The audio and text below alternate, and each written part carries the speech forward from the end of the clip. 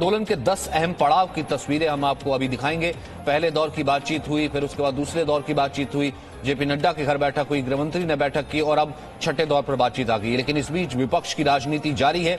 शरद पवार, जिन्होंने खुद चिट्ठी लिखी थी कृषि मंत्री होते हुए इसी बिल को लेकर के और इसे रिफॉर्म्स बताया था, अब देखिए किस तरीके से यूटर्न आज राष्ट्रपति से मिलने वाले हैं। राहुल गांधी भी फिर वही करते हुए जिन्होंने अपने मैनिफेस्टो में शामिल किया था, इसे कृषि बिल सुधार कहते हुए कि बाजारों का खोलना बहुत जरूरी है, एपीएमसी कानून को खत्म किया जाएगा। लेकिन आज उन्होंने भी राष्ट्रपति से मिलना है। यानी कुल मिलाकर के किसान हालांकि बहुत ज्यादा इन राजनीतिक पार्टियों को तवज्जो नहीं दे रहे हैं, लेकिन राजनीतिक पार्टियां या फिर विपक्ष अपनी जमीन किसानों के बल पर तलाशने की कोशिश कर रही हैं, अपनी राजनीति को चमकाने की कोशिश कर रही हैं। दो तस्वीरें आपको दिखाते हैं जो आज बहुत अहम साबित होंगी। अभी कैबिनेट की बैठक हो रही है जिसमें संशोधनों पर मोहर लग सकती है जो सरकार ने किसानों के लिए तय किए हैं। फिर 12 बजे सिंघू बॉर्डर पर किसानों की महापंचायत है जिसमें सरकार के प्रस्ताव पर चर्चा होगी।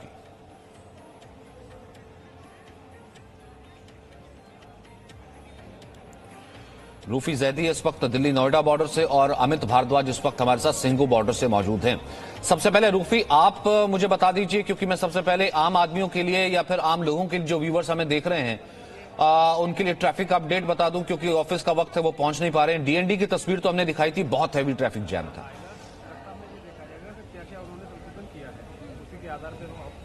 सचिन, यहाँ से जो तस्वीर है वो भी बेहद परेशानी भरी ही है, क्योंकि आप देखिए आज भी जो रास्ता है वो पूरी तरह से बंद है। चाहे आपको दिल्ली से नोएडा की तरफ आना हो या नोएडा से दिल्ली की तरफ जाना हो, तो ये जो मुख्य रास्ता है गौतम बुद्ध की मूर्ति के पास चिल्ला बॉर्डर, ये पूरी तरह से बंद है। किसानों ने जो दूसरी सड़क है उसको भी कई दिन पहले बंद कर दिया था। अब यहाँ पर पूरी तरह से जो आवाजाही है वो बंद है और इसी की वजह है कि डीएनडी पर इतना ज्यादा जो ट्रैफिक है वो आपको देखने को मिल रहा है। और साथ ही साथ एक अपडेट यहाँ से भी है कि सिंघू बॉर्डर पर जो महापंचायत है किसानों की, उसी के साथ चिल्ला बॉर्डर पर भी आज जो किसान हैं वो महापंचायत करेंगे और करीब 12 बजे के आसपास यहाँ पर भी एक महापंचायत होनी है। यहाँ पर भी किसान हमारे साथ हैं और उनसे ये जानने की कोशिश करते हैं कि आप लोग आज महापंचायत कर रहे हैं, हल कैसे निकलेगा, कैसे आप 2 कदम बढ़ेंगे और कैसे सरकार तो अब आगे बढ़ रही है, कह रही है कि बहुत सारी चीजें हैं वो मान ली जाएंगी, संशोधन हो जाएगा। हल तो सरकार निकालेगी और 2 कदम नहीं, 1000 कदम, 100 कदम नहीं, 1000 कदम, लाख कदम चल के किसान बॉर्डर पे आ गया है। हम तो चल ही रहे हैं कदम आगे करने के लिए, लेकिन सरकार अभी 1 कदम भी आगे नहीं बढ़ी है।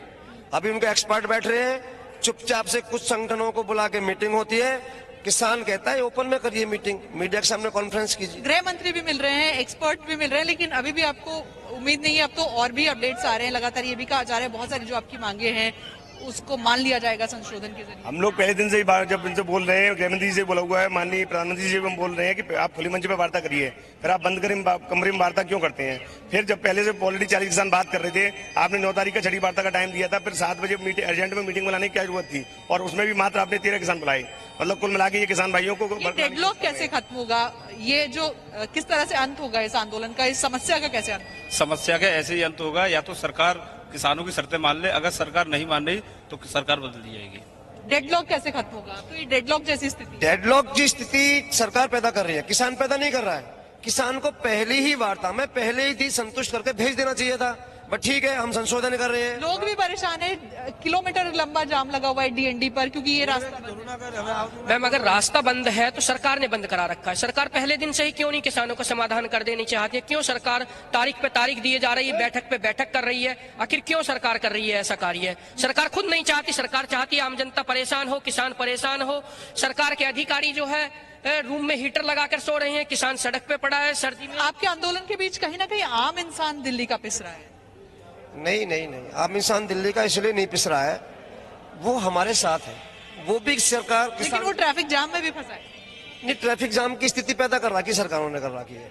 हमको धीरे से जाने देते, चुपचाप रामलीला मैदान में जान देते, जंतर मंतर में जान देते। लेकिन एक और बात है ना, सरकार तो कह ही रही है, सरकार ने तो कभी नहीं कहा कि हम बात नहीं करेंगे, कोई डेडलॉक है। अब किसान जो है वो पहले दिन से कह रहे हैं कि सरकार बात नहीं कर रही है। अब देखना होगा कि आज की बातचीत के बाद क्या निकलता है। अमित, सिंघू बॉर्डर की जरा तस्वीर दिखाइए और आप जो किसानों से बात कर रहे हैं सुबह से, क्या कुछ चेंज आया, कुछ पॉजिटिविटी आई है? क्योंकि सरकार अपनी तरफ से आज यही कह रही है कि कैबिनेट में संशोधन तक को तैयार है और सोम प्रकाश जी ने भी कह दिया। देखिए, मैं आपको बता दूं कि मैं इस समय सिंघू बॉर्डर पे हूं, सुबह से ही यहां पर हूं और किसान मेरे साथ हैं। और सबसे बड़ी बात है, इस समय युवा किसान मेरे साथ हैं, इनका भविष्य इससे जुड़ा हुआ है। इनको ये लग रहा है कि जो फार्म बिल आया है, देखिए किसान के हालात, अगर पंजाब की बात करें, जी न्यूज ने सबसे ज्यादा खबरें जो है वो किसानों की दिखाई हैं। किसान बहुत गरीब है, बहुत ज्यादा। ये वही किसान है जो मिसाल बनता था पूरे देश और दुनिया के लिए, खुशहाली के लिए। आज वही पंजाब का किसान जो है वो बदहाली के लिए मिसाल बन रहा है। आप देखिए कि ग्राउंड पर काफी ज्यादा दिक्कत है। ये जितने भी मेरे साथ आप तस्वीरों में देख रहे हैं, सभी किसान हैं, सभी यंग फार्मर्स भी हैं यहाँ पर, और एक्सपीरियंस लोग भी यहाँ पर हैं। उन्होंने अपनी पूरी उम्र गाल दी है फार्मिंग करने में। मेरे साथ एक फार्मर है, उनसे बात करते हैं। प्रस्ताव जो है सरकार बोल रही है कि अब हम आपको भेज रहे हैं, आपको लगता है कि कोई मुद्दा सुलझ पाएगा, सॉल्यूशन निकल पाएगा? नहीं जी, ये मुद्दा ਇਹੋ ਹੀ ਹੈ ਜੀ। ਇਹ ਜਿਹੜੀ ਆਰਡੀਨੈਂਸ ਆ ਕਿਸਾਨਾਂ ਦੇ ਬਰਖਲਾਫ ਆ। ਇਹ ਆ ਜੋ ਕਿਸਾਨਬੰਦੀਆਂ ਸਾਡੀਆਂ ਆਣ ਕੇ ਬੈਠੀਆਂ ਨੇ, ਉਹਨਾਂ ਨਾਲ ਬੈਠ ਕੇ ਮੀਟਿੰਗ ਕਰਕੇ ਤੇ ਜਿਹੜਾ ਸਾਡਾ ਕਿਸਾਨ ਬਿੱਲ ਆ ਜੀ ਇਹਨੂੰ ਰੱਦ ਕੀਤਾ ਜਾਵੇ। ਇਹੋ ਹੀ ਸਾਡਾ ਮਕਸਦ ਹੈ, ਇਹੋ ਹੀ ਸਾਡਾ ਮੁੱਦਾ ਹੈ। इस तो पहला अगर हम इससे पहले बात करें तो किसानों के हालात काफी ज्यादा, कई 2 सदियां 3 सदियों से मैं देख रहा हूं कि काफी ज्यादा खराब हो गए। वही किसान है जो मिसाल बनता था। बिल्कुल बिल्कुल। किसी ने सवाल एक मेरा ये, इसीलिए आप सवाल लोगों ने मेरा किसी का ये, 6 दौर की बातचीत हो गई है, तो बगैर रद्द कितना, जैसे ये पंजाबी में कह रहे हैं कि रद्द ही कितना जाए, कि बगैर रद्द कितना, यानी कि बिना रद्द किए अगर जो है मांगे मान ली जाए, तो मतलब ये तो विन विन हो जाएगा ना दोनों के लिए। सरकार की बात भी हो जाएगी, रिफॉर्म भी हो जाएंगे और इनकी मांगे मान लेंगे, तो उसमें क्या प्रॉब्लम है? सरकार अगर बिना जो ये फार्म बिल है रद्द किए बगैर अगर वो मान ले आपकी बातें और वो सारा सॉल्यूशन निकाल दे, तो क्या कहेंगे आप? बिल्कुल धन्यवाद जी सरकार का। सरकार हमारे बिल जो रद्द कर दे, सरकार का बहुत ऋणी होंगे। सरकार का अगर वो संशोधन कर दे, जो प्रॉब्लम्स आ रही हैं, अगर वो संशोधन कर दे, जो भी दिक्कतें आपने लिख के दी हैं, आपने बताया है, ठीक है? नहीं जी, जो साडी किसान जथेबंदियां ने जो कहंदियां ने उन्हां दे नाल आ, उन्हां दे नाल ही डट के तुरांगे। बिल कैंसिल करा के रवांगे तो कैंसिल ठीक है रवांगे जी। हमें ये बहुत जरूरी है ना, किसान संगठन क्या करते हैं, वो दिशा क्या करते हैं। आम किसान तो काम करना चाहता है और वो कह रहा है, देखिए वो तो तैयार है भाई। अगर उसको कह रहा है कि अगर किसी चीज की अगर उसको इनसिक्योरिटी है, सरकार उसको मान ले, बिल भी रद्द ना हो, तो मुझे नहीं लगता इसमें कोई दिक्कत होनी चाहिए। अगर फिर भी कोई दिक्कत होती है, फिर वो राजनीतिक दिक्कत हो सकती है। आगे बढ़ते, 13 दिन से पूरा देश जो शब्द सबसे ज्यादा सुन रहा है वो है एमएसपी। ये एमएसपी क्या है, क्यों सरकार और किसानों में एमएसपी को लेकर तकरार है, क्यों सरकार एमएसपी का जिक्र कृषि कानून में करने से बच रही है? आप एमएसपी पर जी न्यूज की रिपोर्ट देखिए, आप समझ जाएंगे कि एमएसपी पर सरकार, किसानों और विपक्ष का पूरा कैलकुलेशन है क्या।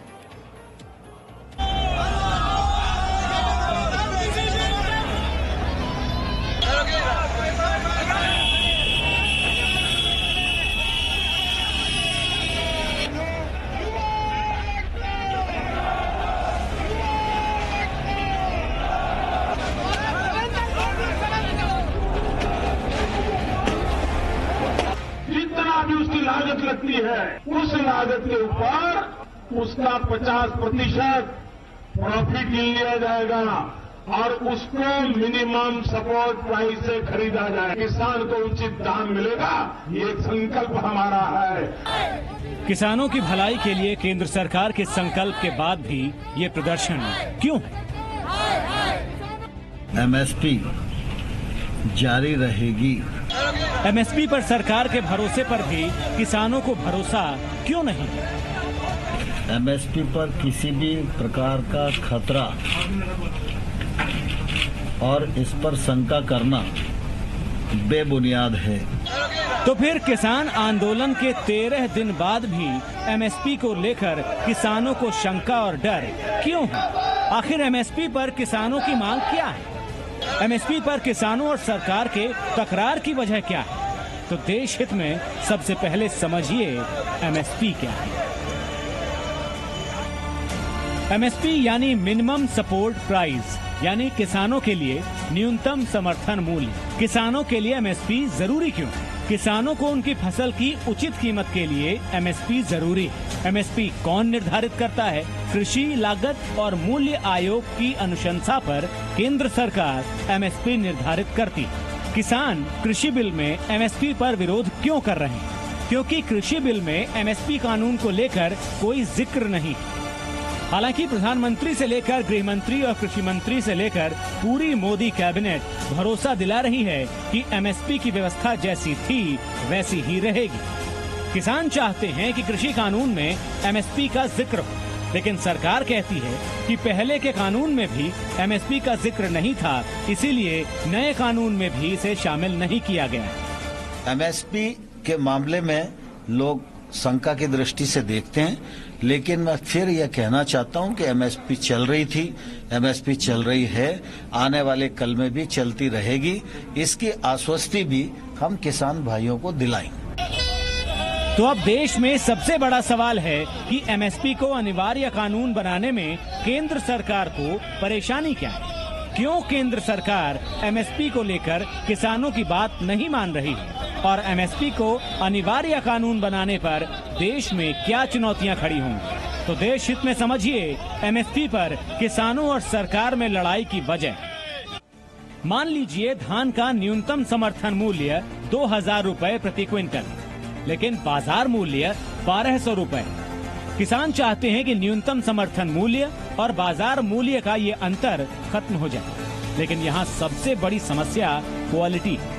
सोचिए कैसे अच्छे धान, साधारण धान और खराब धान के लिए एक ही समर्थन मूल्य यानी एमएसपी तय हो सकता है। एमएसपी पर सरकार की इस समस्या को किसान भी समझते हैं। Presenting B News app available on Google Play and App Store. Download it now.